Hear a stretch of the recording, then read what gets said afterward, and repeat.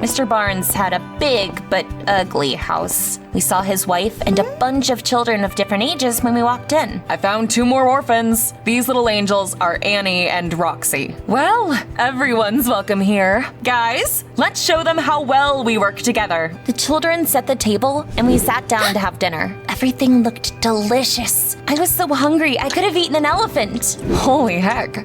It's like you have a black hole where your stomach should be.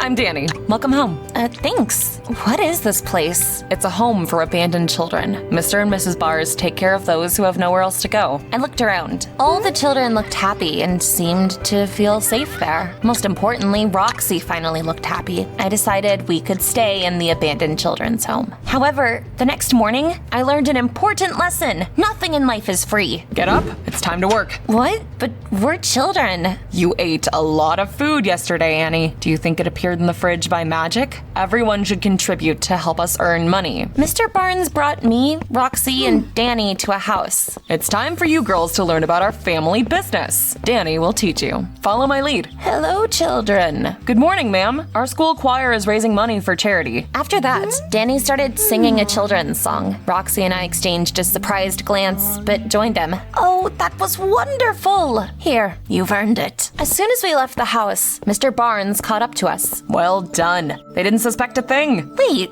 did you just rob them? Works like a charm. While innocent children are distracting the house owners, I get inside and find something of value. This is wrong. We're just trying to survive in this huge world, baby. Let's go. We need to visit all the houses in this neighborhood today. Roxy, I can't do this. Remember? Everyone turned their backs on us, but these people accepted us into their family. We should be grateful and live by their rules. I didn't agree with Roxy, but I couldn't leave her alone, even if it meant following her down a dark path. That evening, all the children came back home and put everything they'd earned during the day on the table. Some of the kids begged on the street, and some stole wallets from passerby in the central city square. That's what Mr. and Mrs. Barnes called a family business. Do you have a problem with what we're doing, Annie? I might be a kid, but I know that stealing is bad. Well, you always have a choice. You could ask the police to send you back to the orphanage, but then you'll have to say goodbye to your sister. And you don't want that, do you?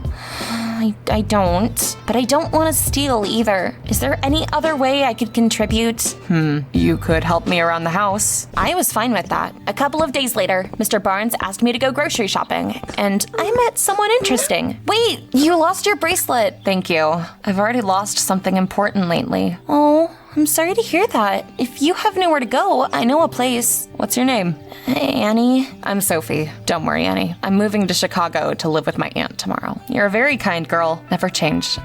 Keep my bracelet as a memento. 2 years flew by. Roxy adored Mr. and Mrs. Barnes and did her best to get money for them. Meanwhile, I basically became a maid. Chores were more or less all I did, day in and day out. But I liked to walk past the local school and look at the children who went there. I wish I could be like them. One evening, I plucked up the courage and I asked Mr. Barnes when Roxy and I would go to school. Never. You don't have any papers, and we don't want anyone to start asking questions. Why would you even want to go to school? You already have a job. That's right. No one in this house goes to school. You shouldn't stand out. But I wasn't gonna keep living like that forever. While everyone was asleep, I was teaching myself how to read. So far, I could only read syllables, but I didn't give up. Are you studying again? I am. Please don't tell anyone. Stop thinking you're better than us. These stupid books are useless. Roxy couldn't have been more wrong. Books carried me away to a magical land, away from the terrible reality. I kept practicing, day by day. Fresh pastries. Can you believe this? She reads like a 5-year-old. Oh, we've gotta post this. How about we film me breaking your nose, huh? Are you okay? Yeah, this was embarrassing. Those kids are from a different world. They'll never understand us. Don't try to become one of them. You're in over your head. However, that incident only made me study harder. A couple more years went by. Reading books under the covers was no longer enough for me. I wanted to go to school. All that was left was to figure out how to do it, and I did it. I've been baking these cupcakes all night. I want to be more useful, so I'm gonna sell them. I like your new attitude. In fact, I just needed an excuse to leave home for the whole day. I gave the cupcakes to the first homeless man I saw and walked straight straight to school. Luckily, no one paid me any mind. I blended into the crowd and I hid in a random classroom. And now I wait for the classes to start. I was interested in everything the teacher was saying. To my surprise, the other children didn't seem as eager to study and were being very noisy. Nice one. Bobby, quiet. We're starting a new topic. He's as dumb as a doorknob. After the classes came to an end and everyone left the classroom, I finally got out of the closet. Someone forgot their phone. Where did I leave my phone? Hey, guys, you're not gonna believe it. That weirdo broke into school and stole my phone. What? That's not true. Get her. Like a ninja, I left the school through the window and ran away from Bobby and his minions. They were much faster than me, but I knew that Danny and Roxy would be robbing passerby in the city square at that time of day, so I headed there. What kind of cowards are you to chase a girl around like this? Oh, look at this wannabe knight in shining armor. Control your girlfriend. I'll make her regret being born if I see her again. What happened? I told him the truth. Danny frowned when he found out I'd gone to school. I won't snitch on you, but quit doing dumb things. I think studying can open a lot of doors for us. Open your eyes. We're just unwanted children. We don't have a future. Danny's words gutted me, but that was just the beginning. That evening, everyone put the money they'd earned on the table again. Mr. and Mrs. Barnes didn't think it was enough. Annie, where's your cupcake money? I didn't sell them. Stray dogs took them. She's lying! While we were all out making money for the family, Annie was hanging out at school. That's right, she went there to study. What? How dare you break the rules of our house? You're not getting any dinner tonight, you ungrateful girl. They screamed like plucked peacocks for a long time, but it was my sister's betrayal that brought tears to my eyes. Are you crying? Yeah. I'm sorry, I'm not good at comforting girls, but you're right. We could be more than a bunch of thieves. I'll get us money and we'll get out of here. I promise. At least Danny was on my side. The next morning, I was about to start on my chores as usual, but Mr. Barnes suddenly said I'd be helping him to rob houses. Danny ran away last night, and now we don't have enough people. That little brat. Whatever, we'll just find another homeless kid. I don't know what upset me more, that Danny ran away without me, or that the Barnes didn't care enough to find out what happened to him. Roxy, it's time for us to get out of here. Why? This is our home. Don't be a blind duck. The Barnes don't like any of us. We're just free labor for them. But they gave us a roof over our heads. No one else cared about us. Even Mr. and Mrs. Cooper abandoned us. I've been biting my tongue for years, but enough is enough. They abandoned us because of you. My whole life went downhill because of you. If I just left you,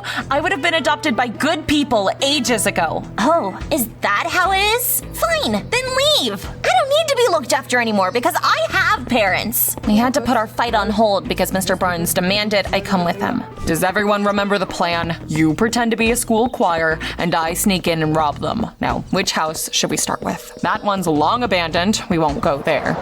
Now this one seems promising. Follow me. I'd had enough. I fell behind, broke the window of that abandoned house, and climbed inside. I'll stay here for a few days until I figure out what to do next. Early the next morning, I was woken up by a strange noise. I looked out the window and saw a van pulling up to the house. Movers started pulling furniture out of the van and carrying it into the house. I freaked out and decided to hide in the attic until they'd left. Soon, I got bored and opened a box full of dusty things. Inside it was an old photo album of the family that used to live in the house that I'd broken into. That's Mr. and Mrs. Cooper, and this is probably their daughter. Wait, I've met her too. That's Sophie. I was so lost in thought, I leaned on a hat rack and it fell to the floor with a loud crash. I heard a noise. Is anyone here? Who are you? Wait, that bracelet. I remember you. You're Annie. I also recognized the grown-up Sophie and eagerly told her my story from beginning to end. Your parents adopted me and my sister, but they abandoned us that very day. So you're one of those girls. Annie, there's something you need to know. On that rainy day, my parents were hit by a car. Unfortunately, they didn't survive.